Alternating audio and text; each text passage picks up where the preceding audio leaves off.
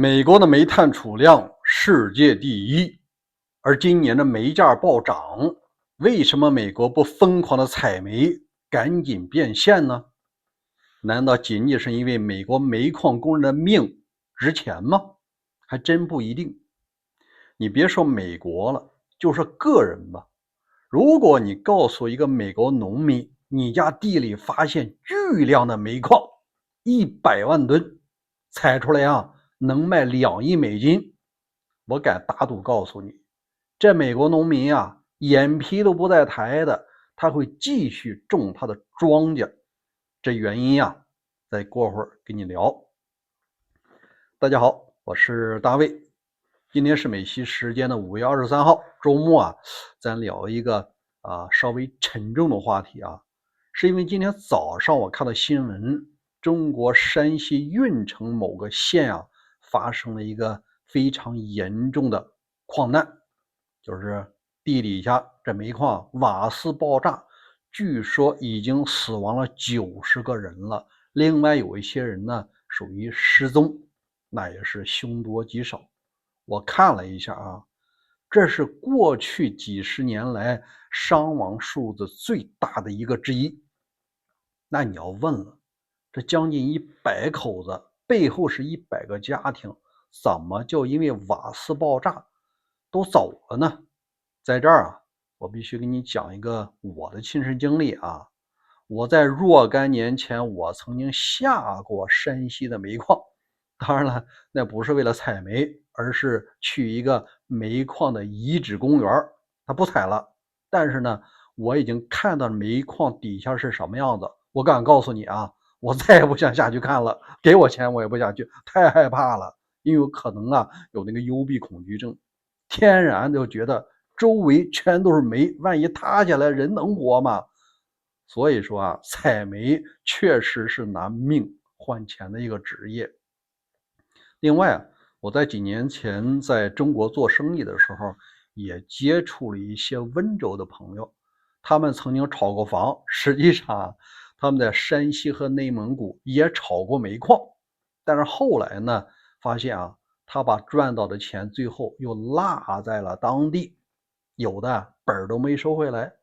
原因就是你看着你找了一个富矿，但你真正把那合同签完了要采的时候，你发现当地的人什么安监的或者一些其他系统他们的亲戚要过来入干股。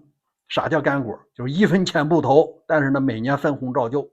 有的砍来砍去不是分红了，而是你每年固定要交多少钱。你这煤矿采多少那是你的本事，但是我这一份你不能少，少了的话呢，你这矿天天有人来查你。所以说中国实际上在储量上能排到全球前5，但是最多的仍然是美国。但美国为啥不采矿呢？我一会儿告诉你先说中国的事。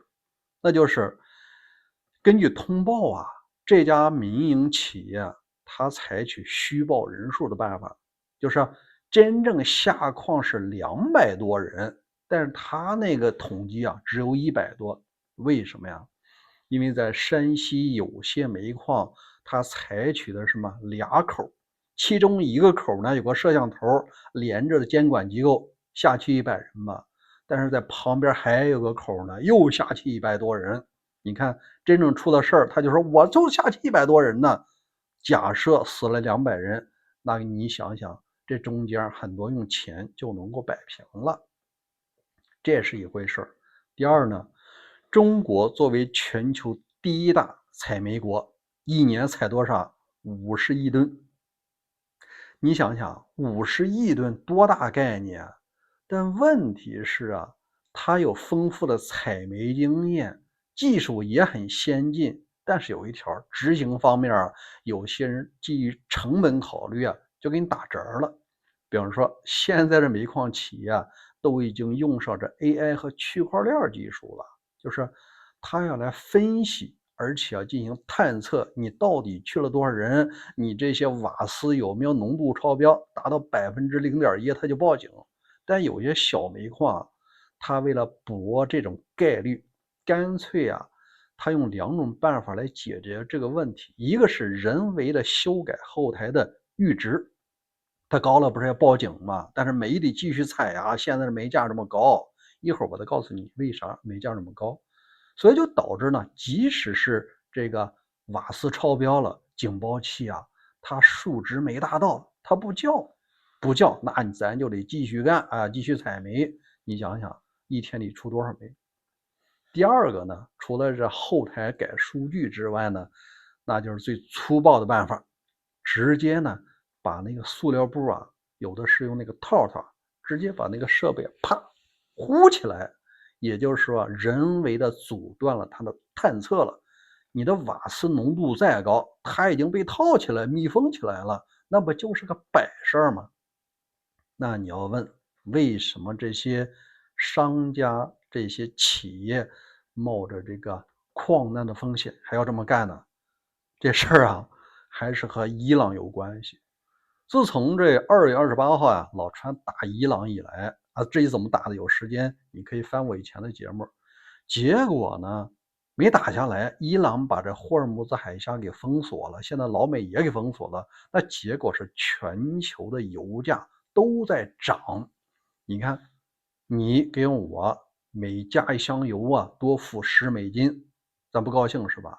实际上有些人啊，因为这场仗已经把命搭上了，因为油价暴涨导致大量的用电增加了。